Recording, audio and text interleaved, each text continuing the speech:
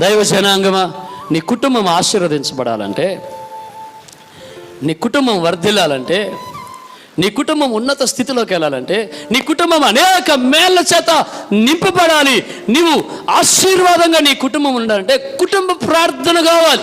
కుటుంబం అంతా కలిసి మోకరించాలి, కుటుంబం అంతా కలిసి దేవుణ్ణి ఆరాధించాలి. ప్రతి ఇంట్లో అనుదినము కుటుంబము ప్రార్థన చేసినప్పుడు ఆకాశము తెరవబడి నీ కుటుంబం మీదకి ఆశీర్వాదం వస్తుంది. నా పిల్లలు హాస్టల్లో ఉన్నారయ్య గారు. మరి ఏం పాడు, నువ్వు మీ ఆయన ఉన్నారుగా.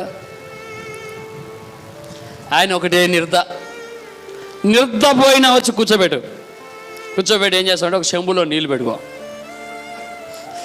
స్తోత్రం ప్రభా, యేసు రక్తమే జయం ప్రభా, నీకు వందనాలు, హల్లెలూయా హల్లెలూయా, సాతానునికి లైవ్, హల్లెలూయా, యేసు రక్తమే జయం ప్రభా, నీకు స్తోత్రం అని చెప్పుకుంటా ఏం చేస్తావు?